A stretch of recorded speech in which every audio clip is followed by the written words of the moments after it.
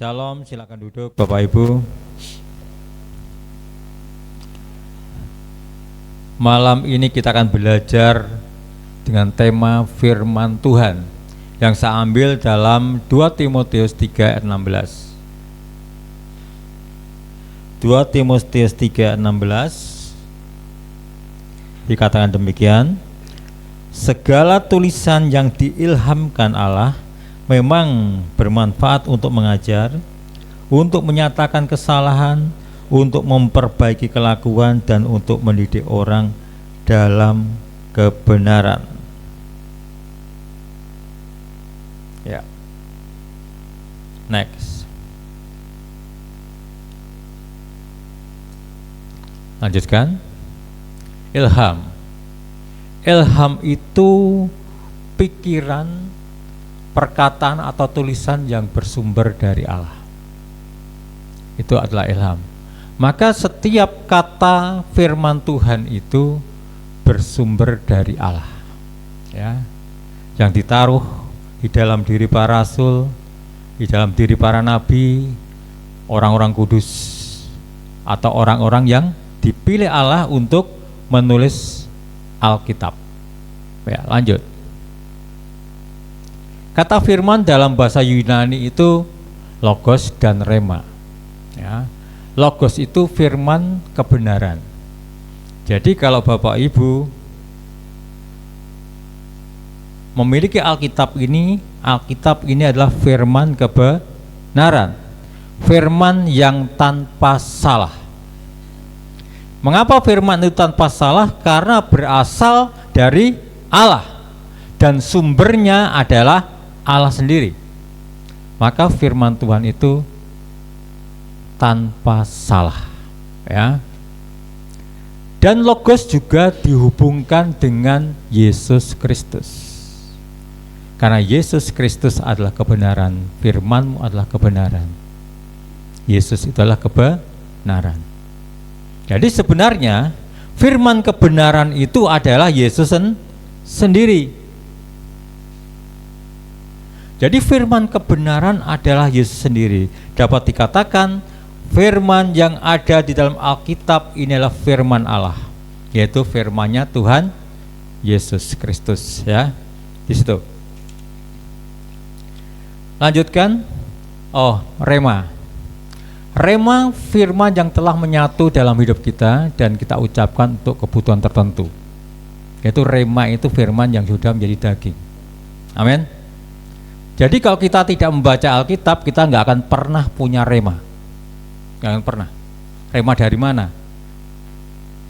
Karena rema itu firman kebenaran yang menyatu di dalam diri kita atau sudah menjadi daging. Di saat-saat tertentu, kebutuhan tertentu kita ucapkan. Contohnya Yesus. Pada waktu dia dicobai di padang gurun, iblis mengatakan apa? Jadikanlah itu roti. Firman Allah mengatakan apa?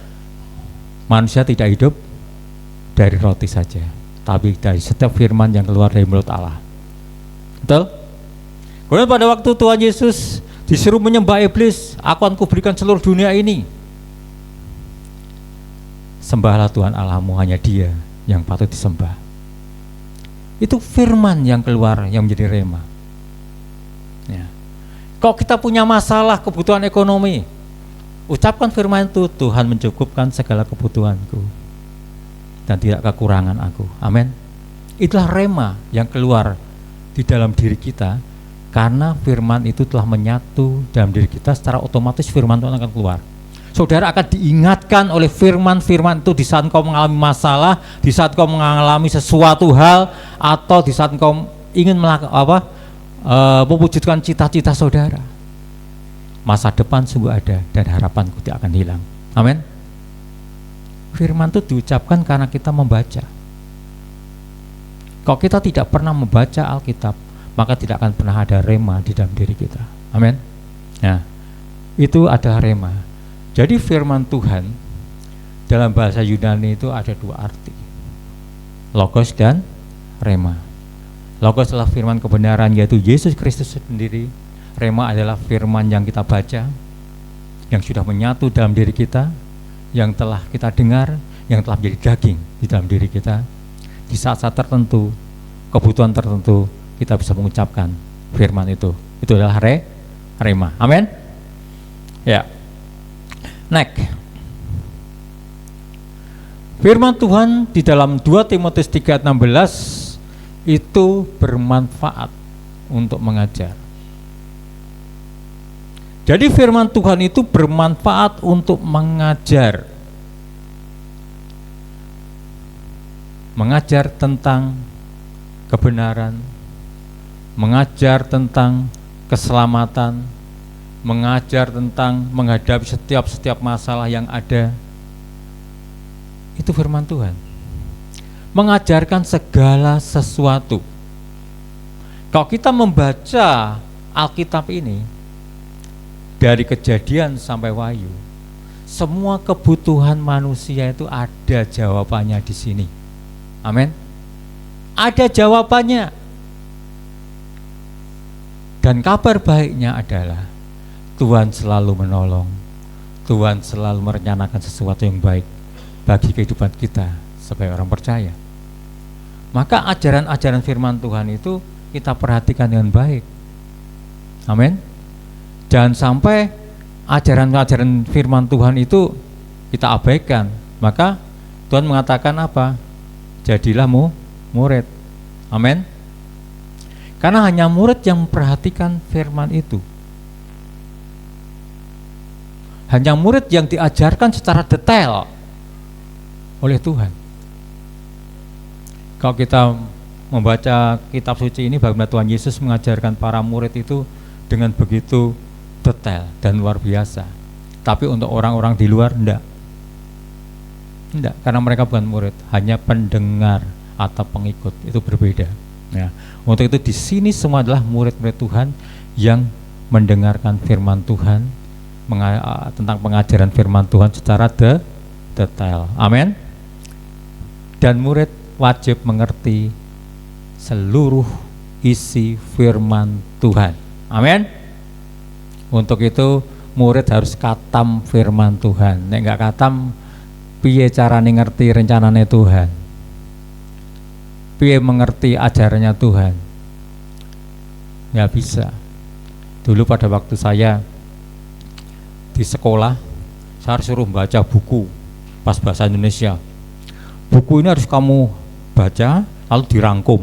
Nah, nek kita nggak pernah baca, bagaimana kita bisa merangkum buku? Nggak bisa. Saya mau tidak mau harus baca buku yang tebel, saya harus baca, kemudian saya rangkum isinya, dirangkum. Ini kesimpulannya ini seperti itu. Inilah murid. Nah, demikian pula kita. Firman Tuhan itu bermanfaat mengajar, maka langkah yang kita lakukan adalah mendengar firman Tuhan terus-menerus. Amin. Lalu membaca firman Tuhan itu terus-menerus supaya firman itu menjadi daging. Amin. Menjadi rema di dalam hidup kita. Saya percaya kok firman itu sudah menjadi rema, segala permasalahan apapun sudah dijawab oleh firman Tuhan kok. Betul. Anak Tuhan tidak akan pernah mengeluh kok. Tidak akan pernah mengeluh. Dalam kesulitan apapun tidak akan pernah mengeluh. Seperti tadi, lagu tadi kan. Meskipun doaku nggak dijawab, mengeluh nggak? Doa suwe banget orang dijawab.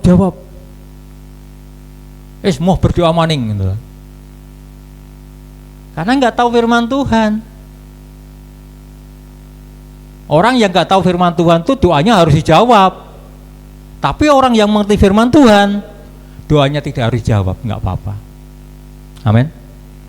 Karena Tuhan punya rencana yang lebih besar daripada rencana saudara, rencana saya. Tuhan itu selalu memberikan yang terbaik di dalam hidup kita. Nah, contohnya dalam Habakuk, walaupun ara tidak berbuah, walaupun zaitun mengecewakan, sapi dan dombaku hilang, tapi aku tetap bersyukur. Dijawab gak doanya? Doanya pasti, Tuhan lipatkan penghasilanku, sapiku menjadi berlipat-lipat ganda, kan seperti itu kan doanya. Tapi dihilangkan oleh Tuhan semuanya gimana? Habakuk mengatakan apa? Tetap memuji Tuhan, memuliakan Tuhan, dan tetap bersyukur. Amin. Orang yang mengerti firman Tuhan tidak hanya minta baiknya saja, tapi hal-hal yang sulit tetap bersyukur karena mengerti firman Tuhan. Karena Tuhan itu selalu memberikan sesuatu yang baik pada kita. Amin. Itu aja. Pengajaran firman Tuhan untuk mengajar. Kemudian yang kedua, untuk menyatakan kesalahan. Jadi firman Tuhan itu untuk menyatakan kesalahan. Kalau kita nggak baca firman Tuhan, nggak pernah dengar firman Tuhan terus menerus, kita tahu salah nggak ngerti kesalahan kita apa. Tapi dengan adanya firman Tuhan itu kita tahu bakal berbuat ini saya salah, kok berbuat itu saya benar. Kita mengetahui karena firman Tuhan. Makanya kalau firman Tuhan mengatakan menyinggung saudara, jangan tersinggung. Justru bersyukur, oh aku dikoreksi Tuhan. Amin. Ini. Jadi kalau firman Tuhan menegur saudara dan saya, jangan tersinggung. Amin. Karena ini adalah firman Tuhan itu memang untuk menyatakan kesalahan. Untung di sini nggak ada nabi ya. Kalau saudara tahu seorang pengkhotbah Indri Gautama namanya, medeni khotbah benar. Tong itu ding, kamu kesalahanmu ini. Coba kayak gitu gimana? Tersinggung nggak? Mati kutu di depan. Nah itu kalau pas khotbahnya Indri Gautama itu orang-orang yang merasa bersalah di belakang semua. Karena ditegur langsung di situ. Dia punya hikmat ilahi yang luar biasa, Bapak Ibu. Khotbahnya bisa 2 jam. Jadi harus hati-hati. Dan semua itu banyak sekali pengajaran tentang membuka kesalahan orang. Dan itu benar. Untuk nggak ada nabi di sini ya. Kalau ada nabi silakan untuk negur ya. Amin. Seperti itu. Inilah firman Tuhan menyatakan satu kesalahan. Jadi kok kita ditegur oleh firman Tuhan, jangan tersinggung, malah justru berterima kasih. Amin. Berarti aku sedang diperbaiki oleh Tuhan. Itu yang Tuhan mau dalam diri kita. Kemudian yang ketiga, untuk memperbaiki kelakuan. Kok kelakuan kita itu selalu menyimpang pada Tuhan, firman Tuhan meluruskan. Tidak boleh nak, ayo kelakuanmu yang dulu menyimpang, ayo kembali lagi pada Tuhan. Jadi jangan sampai kok kita sudah mendengarkan firman Tuhan, lalu dengan sengaja kelakuan kita menyimpang. Jangan sengaja. Amin. Berusaha dengan keras supaya kita mengikuti apa yang menjadi maunya Tuhan. Amin. Kok ternyata kelakuanku itu salah ya, berarti ya harus lurus lagi pada firman Tuhan, tegak lurus lagi pada firman Tuhan. Dan itu tidak mudah. Tetapi selama kita mau memilih seperti tadi, hidup itu satu pilihan. Aku nggak mau memilih ini, tapi aku memilih ini.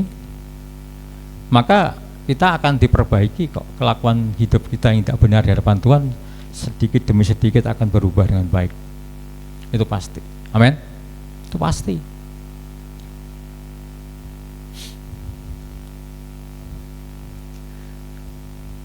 Ini yang harus kita lakukan, ya. Kemudian yang keempat, mendidik orang dalam kebenaran. Jadi firman Tuhan itu mendidik kita dalam kebenaran. Jadi dalam firman Tuhan itu nggak akan pernah mendidik kita dalam hal-hal yang tidak baik. Pasti sesuatu yang baik yang diajarkan Tuhan itu yang akan disampaikan pada saudara dan saya. Supaya apa? Supaya kita ini boleh apa? Hidup di dalam kebenaran. Ingat tadi katakan apa? Kebenaran itu adalah Kristus itu sendiri. Amin. Jika kita dididik dalam kebenaran, maka kita itu sebenarnya diarahkan Tuhan untuk serupa dengan Kristus yang adalah kebenaran itu. Ya, kita dididik serupa dengan Kristus. serupa dengan gambarannya. Karena memang sejak awal kita itu diciptakan Allah untuk apa? Segambar dan serupa dengan Allah. Untuk tujuannya Allah, bukan untuk tujuan kita. Sejak awal Tuhan menciptakan kita itu untuk tujuannya Allah, bukan tujuannya kita. Maka Allah memberikan firman ini supaya apa? Supaya kita berjalan dalam kebenaran dan berjalan dalam tujuannya Allah. Maksud firman ini ada, amin, ada dalam diri saudara. Next, ya, maksud tujuannya apa? Supaya menjadi orang percaya yang dewasa. Jadi tujuan Allah memberikan firman ini kepada saudara dan saya supaya kita menjadi orang percaya yang dewasa. Orang yang dewasa itu adalah orang yang bertumbuh secara rohani dan memiliki pola pikir serta bertanggung jawab. Pola pikir yang positif tentunya dan bertanggung jawab. Bertumbuh secara rohani. Kalau kita bertumbuh secara rohani, maka pola pikir kita pun tetap akan pola pikirnya Allah. Amin. Positif. Pola pikir positif itu menilai orang juga positif. Amin. Kalau ditegur, ya harus dinilai positif. Kalau orang memaki-maki kita, ya harus diterima dengan cara positif. Amin. Banyak kan dibales, maki-maki balas, wah emosinya dipadu gede banget, padu, rame ribut seperti itu. Tapi kalau kita menerima secara positif, kita akan dapat menguasai diri kita. Amin. Terima secara positif dengan pikiran yang positif. Kemudian apa? Bertanggung jawab. Orang yang dewasa itu pasti bertanggung jawab. Kalau enggak bertanggung jawab itu namanya masih anak-anak. Amin.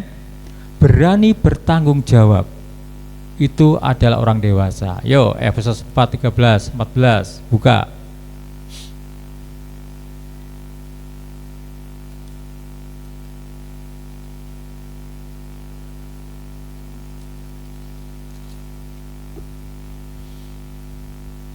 Efesus 4 ayat 13 sampai 14.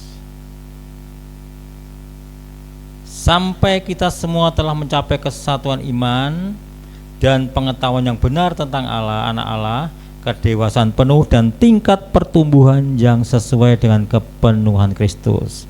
Sehingga kita bukan lagi anak-anak yang diombang-ambingkan oleh rupa-rupa angin pengajaran, oleh permainan palsu manusia dalam kelicikan mereka yang menyesatkan. Ya, kita perhatikan, saya ulang ayat 13-nya. Sampai kita semua telah mencapai kesatuan iman dan pengetahuan yang benar tentang anak Allah, kedewasaan penuh dan tingkat pertumbuhan yang sesuai dengan kepenuhan Kristus. Bagaimana kita bisa dewasa? Di sini dicatat, dikatakan apa? Dan pengetahuan yang benar tentang anak Allah. Artinya kalau kita sudah mengetahui pengetahuan yang benar tentang siapa Yesus, kita akan bertumbuh secara rohani. Amin. Bertumbuh secara dewasa, secara rohani. Kalau kita sudah mengetahui pengetahuan tentang Kristus, tentunya kita akan mengetahui tentang kebenaran-kebenaran yang Kristus ajarkan pada kita. Maka akan terjadi satu pertumbuhan rohani yang dewasa, dan pola pikir kita pun juga pola pikir Kristus, dan kita akan menjadi orang-orang yang penuh dengan tanggung jawab dalam hidup kita. Ini tujuan Allah. Jadi kalau ada orang percaya tidak bertanggung jawab, berarti tidak dewasa. Amin. Dewasa. Yang kedua, mengerti tujuan Allah dan mencapainya. Ya. mengerti tujuan Allah dan mencapainya. Matius 5:16.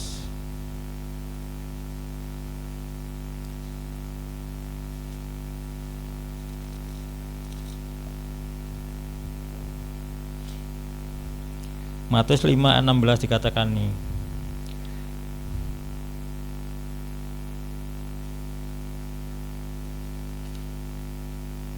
Matius 5:16. Demikianlah hendaknya terangmu bercahaya di depan orang, supaya mereka melihat perbuatanmu yang baik dan memuliakan Bapamu yang di surga. Kemudian Efesus 2:16 ayat berapa? 10 ya. 2:10 dikatakan demikian. Karena kita ini buatan Allah, diciptakan dalam Kristus Yesus untuk melakukan pekerjaan baik yang dipersiapkan Allah sebelumnya. Ia mau supaya kita hidup di dalamnya. Ya, kita bisa membaca lagi 2 Timotius tadi. Tapi ayat 6, ayat 2 Timotius 3 ayat 17. Dengan demikian tiap-tiap manusia kepunyaan Allah diperlengkapi untuk setiap perbuatan baik. Jadi sebenarnya tujuan Allah itu apa? Supaya kita melakukan perbuatan baik. Amin. Itu tujuannya. Kalau kita melakukan perbuatan baik, maka Allah dipermuliakan oleh hidup kita. Jadi tujuan Allah itu seperti itu dalam kehidupan kita, supaya kita melakukan perbuatan-perbuatan yang baik, dan kita harus mencapai itu. Kalau kita tidak melakukan perbuatan-perbuatan yang baik, maka Allah tidak akan pernah dipermuliakan di dalam hidup saudara. Amin. Nah, ini tujuan Allah. Nah, sekarang kita sudah melakukan perbuatan baik belum? Ini ya pertanyaan. Kalau kita sudah belajar melakukan perbuatan baik, lanjutkan terus, dan semakin tingkatkan. Karena itu tujuan Allah di dalam hidup kita. Amin.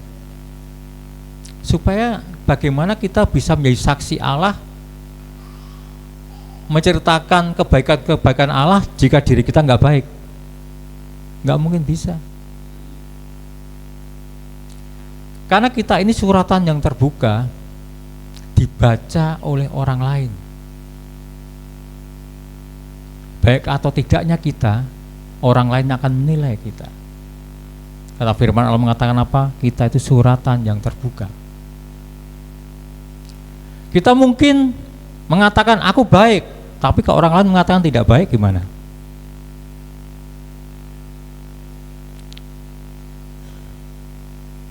Hah? Itu kan kontradiksi. Jadi bagaimana caranya supaya orang lain tuh mengatakan baik pada kita? Ya kita harus berbuat baik.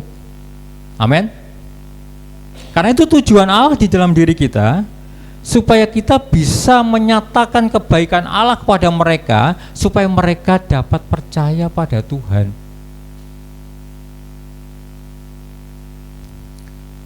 Kalau kita baca pada dalam kisah para rasul, gereja-gereja awal, para rasul itu selalu melakukan perbuatan-perbuatan baik.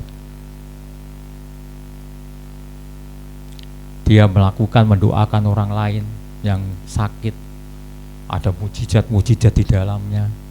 Kemudian mereka membagi-bagikan hartanya untuk orang-orang yang membutuhkan. Maka tidak heran pertumbuhan gereja mula-mula itu sangat pesat sekali. Karena apa? Melihat kebaikan orang-orang percaya pada waktu itu. Itulah tujuan Allah, supaya kita melakukan perbuatan-perbuatan baik dan Allah dimuliakan di dalamnya.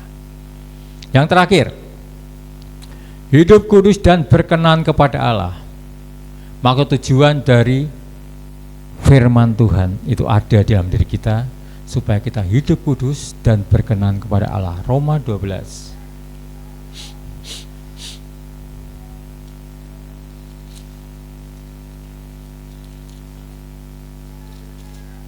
Roma 12.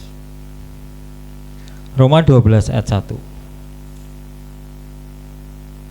Karena itu saudara-saudara, demi kemurahan Allah aku menasihatkan kamu supaya kamu mempersembahkan tubuhmu sebagai persembahan yang hidup, yang kudus dan berkenan kepada Allah.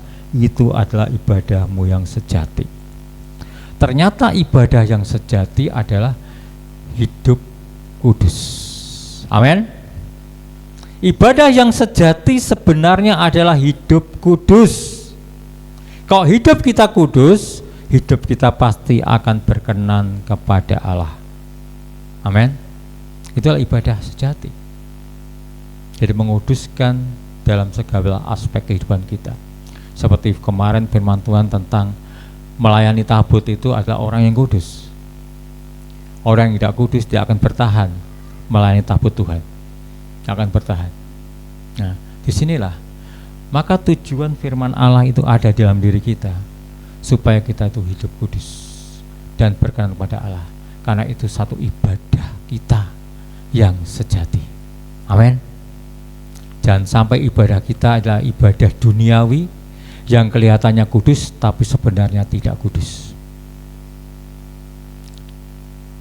Banyak saya ceritakan banyak gereja-gereja yang ada di kota, ya, banyak gereja di kota. Ini satu kesaksian. Mereka gay, mereka lesbi, mereka melakukan perzinahan, mereka jadi singer dan worship leader. Kudus sekali, luar biasa kudusnya. Padahal hidup di luar. Setelah dia turun dan mimbar, dia melakukan perbuatan-perbuatan itu lagi. Inilah mereka tidak melakukan ibadah yang benar. Mereka melakukan ibadah manusiawi. Mungkin mereka hebat, seorang worshiper yang luar biasa, hebat sekali. Tapi ternyata hidupnya enggak benar. Ya, ada juga satu pimpinan gereja yang terkenal sekali